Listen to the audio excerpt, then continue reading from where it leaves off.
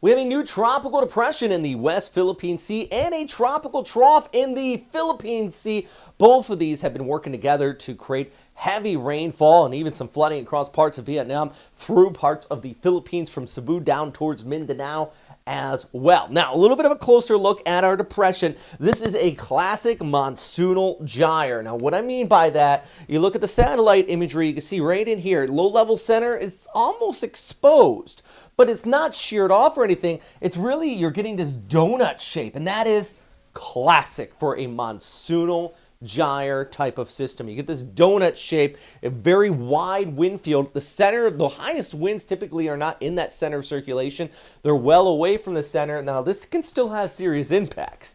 Don't let it fool you. Even if this just gets up to a tropical storm status or you're well away from the center, one of those storms where you don't pay attention so much to the cone of air, you look at the broader picture in those impacts. And as I mentioned, already been seeing flooding into parts of Vietnam, even a landslide there. 16 deaths reported due to this heavy rainfall causing that landslide. Into Cebu, also a landslide reported there due to the heavy rainfall from that inflow as well as our depression, and also into Mindanao. Several days of precipitation have been taking place, causing damage to infrastructure. So a broad range of impacts from both of these areas here. Now, this is a look at the track from the Vietnam Meteorological Agency. They do expect to track off towards the west, making landfall just towards the north of Da Nang. But like I mentioned, not so much about that center in the cone of air with this. We're really going to be talking about that broader field here.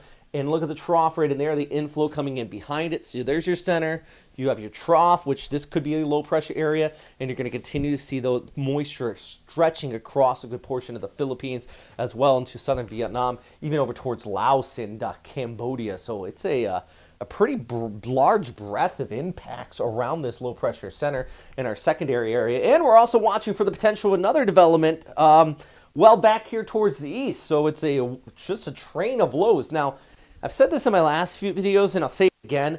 There's some good news. The good news is that the energy is all spread out. So instead of consolidating into one low-level center, the energy kind of gets spread out, and that spreads out the potential for significant tropical development. And thus, it's hard to kind of grasp the concept, but in this type of scenario, it's going to be tough for it to become a typhoon just because that energy is so spread out. Now, if we do get one storm that's kind of localized, which this one would have the higher chance of that happening, that's the more significant chance of a full-on typhoon taking place. But at least for now, it's all about that rainfall just stretching across here. We got that trough that trudges across the Philippines too, and you just kind of get that 1-2 punch with both of these systems. And plenty of rain. May not see signal force warnings come out of this. If you do, great. But I think one of the biggest issues we're going to continue to see, especially as we go through this upcoming week, in that inflow, heavy rain across parts of Visayas and Mindanao, and for sure northern areas of Cambodia, Vietnam, extending all the way back through Laos and even in northern Thailand as well. I mean, Lisa is indicating 200, 300, maybe even 400 millimeters of total precipitation, while southern parts of the Philippines could see 100 to 200 millimeters. So JMA has upgraded this to a TD.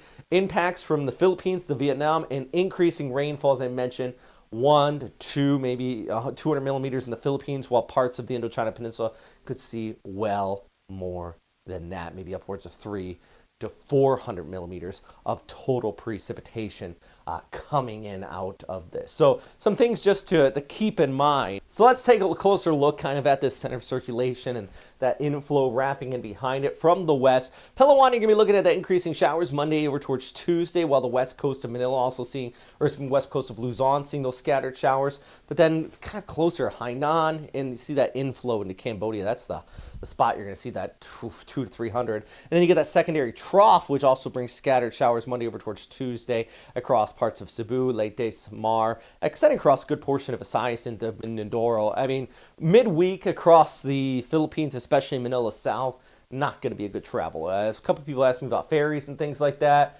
I don't know if they'll be canceled or closed, but it ain't going to be a pleasant ride. Floodwaters can rise fast, so depending on that situation, just be extra careful, especially if you are in one of these urban areas. Just stay out of the water, friends. I know, you get used to it, but sometimes you can get those sharp objects in there, which can get pretty serious too. So always remember that official information. I'm not official source. I try my best. But just in case you do get some of those local warnings out here, just keep that in mind. So Mondays, of course, scatter showers still across parts of Mindanao. Tacloban is going to be at 30 with that rainfall and that inflow coming across, maybe even towards Cebu. Not everybody, not every single person is going to see the rain. I think most of the precip will be on the east coast for our eastern islands, while once we get a little bit further towards the north, it's going to be kind of more of western Mindoro, just due to that inflow coming in on the western side. So places like Subic and Manila seeing those showers. Same for Region 1, while it'll only be in passing with the afternoon thunderstorms for the Cagayan Valley. Just depends on where the general inflow and where you are associated with these tropical systems. Davao, though, scattered showers with that afternoon thunderstorm. Highs will be into the lower 30s here through your extended forecast. Meanwhile, in Siargao, big old tourist destination. I hope to get out there sometime soon. You are looking at those rainfalls to just due to that tropical trough just continuing to dominate your forecast. You'll get some breaks in there, while Cebu could be looking at some precipitation as well, with about 31 to 32 degrees steady for your highs across the board. Although I think if you get that continued cloud cover, especially Tuesday over towards Wednesday, might cause things to cool off just a little bit more. So maybe you might get highs into the 20s. All right. Big thanks for everybody who supports this channel. I say it in every update, but I'll say it again. Please, if you like these updates, I'm never going to put this behind a paywall. There are some extra features at our Patreon page, but that's not the biggest perk. Is that if you like these updates, please just support the channel. That's the big thing. I'm so thankful. YouTube monetization is not great. Definitely nothing to live off of, and I do not live off this where I work multiple jobs. A lot of this just goes back into the system to make these updates better because it's almost a hobby for me, and I do enjoy doing it, and I think it helps some of you guys out. So if it does, maybe you can hit up our YouTube memberships, our Patreon memberships, or even PayPal. A couple ways of doing it, whatever is convenient for you if you want to help out the channel. So big thanks for everybody who does that. All right, that's all for today, though. We're going to keep you posted on our tropical depression and our trough back here towards the east. And even the rainy season front causing problems across Korea and over towards Japan. Check out westernpacificweather.com. As always, thanks for watching, and stay safe out there.